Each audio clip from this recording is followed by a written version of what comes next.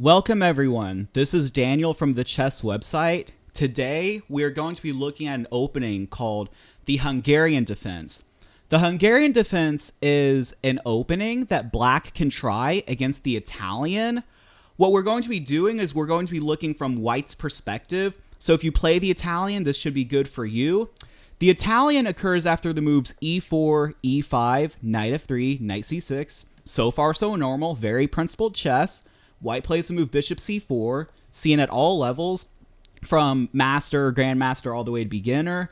And the most common moves for black are either to play bishop c5, which goes into a Giuoco Piano, or knight f6, which goes into a 3 knights defense and potentially invites a 4 knights if white obliges. However, the Hungarian defense, it's a bit of a sideline. It's not a terrible move, but the move bishop to e7, there are definitely improvements that can be made upon the move bishop e7. Now, the thing about bishop e7, why is it maybe not as good as bishop c5 or knight f6? Well, for one, as we'll see sort of later, bishop e7 doesn't directly fight for the center like a move like bishop c5 or knight f6 would. Also, the bishop could be locked inside its pawn chain if black plays the move pawn to d6. And also just for the record, the bishop's just not as active on e7 as it would be on c5. Hopefully that's pretty self-explanatory. Now, the thing with these, we can say, dubious, questionable, subpar openings is you're not going to necessarily refute it and checkmate your opponent in 12 moves. That's not the expectation. Your goal, as I've indicated in previous videos, is just to get a very comfortable position to where hopefully you can either outplay your opponent or just win because you're better at chess than your opponents. Hopefully that's how it works sometimes. So after the move bishop to e7, you can play just about any normal move out of the sun. You could castle, you could play d3, c3. I'm sure knight c3 is fine. However, if you want to make the most of your opponent playing the Hungarian defense, it's best to play the move pawn to d4.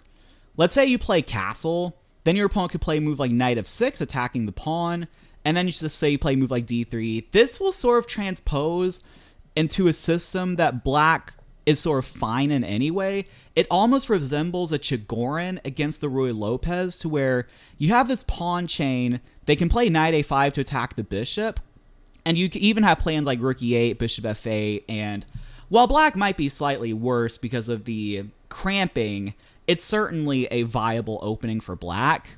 So the best way to exploit this bishop e7 move, or attempt to exploit, is to play the move d4.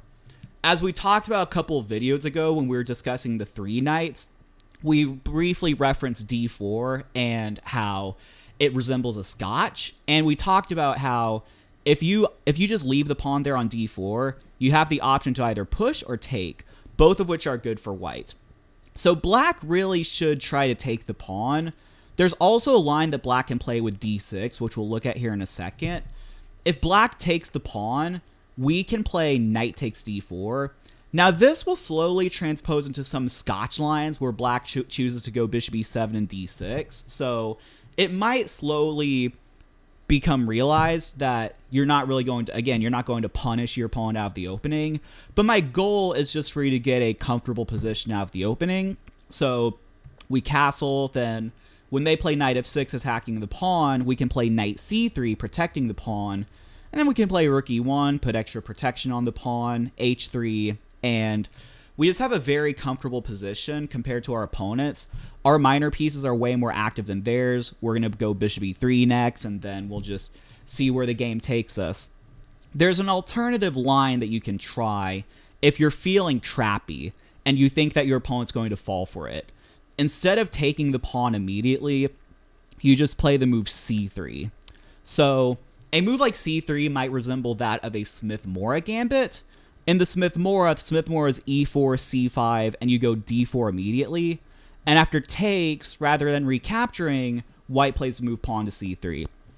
I'm sure there are great videos on the chess website about the Smith-Morra, but the point is you sacrifice a pawn, but you have open bishops. You just have an open position in general, and there are a lot of threats that you can create. So after the move c3, c3 is technically not that great. It's not terrible either. It's about equal is what the engine is saying. But the thing with c3 is black can just play a normal move like knight f6 or knight a5. Knight a5, this move attacking the bishop. However, the reason why c3 has so much venom is if black chooses to take. And I imagine at your level, a lot of players would just snap take the pawn, and they probably just assume that you'll recapture with the knight, and they'll go like knight f6, and it'll just be a normal game. You just sacrificed a pawn. However, after d takes c3, we don't quite recapture the pawn. There's a nice tactical resource that we have here, so if you want to take a second to pause the video, feel free to do so. Alright, welcome back. The move here is you play the move queen to d5. Queen to d5 attacks f7, and there's not a very comfortable way to defend it. You can't castle out of it, and because your bishop has occupied the e7 square, you can't use it for your queen anymore. The only move to protect f7, besides like knight e5, which just hangs a knight, is to play the move knight h6. And then here, you can remove the defender of the f7 square with your bishop all the way on c1 by playing bishop takes h6. The point being, if g takes h6, you get your queen takes f7 checkmate in. The thing, though, is there's actually a bit of a gibberish line to where after bishop takes h6, black can actually castle. And the point, I believe, is if you just move your bishop away, then black has the option to either take or push. Taking would trap the rook. I imagine it's just that, but there's some line that goes bishop takes g7, king takes. Then you can just go knight c3. And if bishop c1, then black has this move knight b4, which attacks your queen, but also threatens moves like pawn to c2 or knight to c2. It's like queen h5, knight c2 is a line, and this is actually just very chaotic. You're down a lot of material, but their knight is trapped, and also you just have a lot of activity going for you. You have like the bishop open, the knight could jump places, so anyway, if you want to look into this more, I would encourage you to do your own research. But I would imagine that if you get this position after queen d5, if I actually look real quick on the Lee chess database, white does have a whopping 62 win percentage in this line, and that's if they play knight h6. So with the move queen d5, it's up to 77%. So if you get this position, you play queen d5, and you're a regular Joe on Lee chess, you have about a 77% chance of winning. I would definitely take those odds. Anyway, back to the opening. So those were the lines after d4. After e takes d4, we looked at the probably normal safe line with knight takes, and also the risky one with c3. Another line that black can try is just to play his move d6.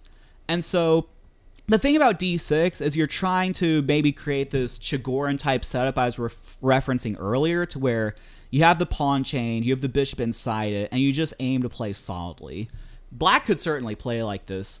However, we don't have to let them play like this. We can play in this position the move d takes e5.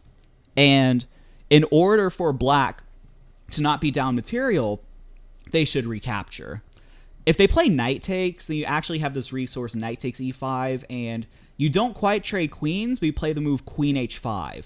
Once again, the theme of the attack on f7 comes into play again, and once again, the only comfortable way to defend really is just to play g6. If you play knight h6, there's the same bishop takes h6 resource, and here castling is just not that good because you just move the bishop, and now black's just down a piece for nothing.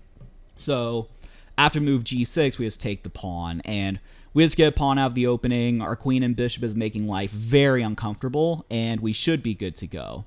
So black should recapture with the pawn. And then we trade queens. Black should play bishop takes d8, because if knight takes, that would drop the pawn. And king takes just doesn't make sense, because now you've lost your castling rights, and you have the open d file staring down. So after bishop takes, we'll just go knight c3 and bishop e3. And again, you're not blowing your opponent out of the water, but you have a very comfortable position. Once again, your pieces are way more active than theirs. You even have flexibility as to which way to castle. You could castle short or long, and you just have a pretty good game from there. So yeah, that's the Hungarian defense. Let's review one more time in case it helps. So the Hungarian is an opening against the Italian, to where e4, e5, knight f3, knight c6, bishop c4, if black tries to move bishop to e7, which in the Lee chess database, out of a total of 200 million games, it's been played 6 million times. So if I do some quick math, it's not like some huge percentage. Let's see, 200 million. That's about a 3% chance that you face it, which is not very much. Most of the time, you're going to face either knight f6 or bishop c5. Even on Lee chess, h6 and d6 are more common. Knight d4 is also more common, but bishop e7 is certainly a move to consider. And if bishop e7, even if you don't remember anything else from this video, I would just go d4 and just play the good position. And maybe, just maybe, if they take, you can try this trap with c3, and then hope that you get something like this, and you just blow your opponent out of the water, potentially. I mean, if they play knight h6 and you take it, they're not just going to, like, castle. They're going to play some move like, I don't know, what. Maybe they would realize they have to castle. They probably just, I don't know, castle. Yeah, well, just feel free to play this out with your friends, and let us know in the comments how it goes. This is Daniel from the chess website. Thank you so much for watching, and I will see you for the next video.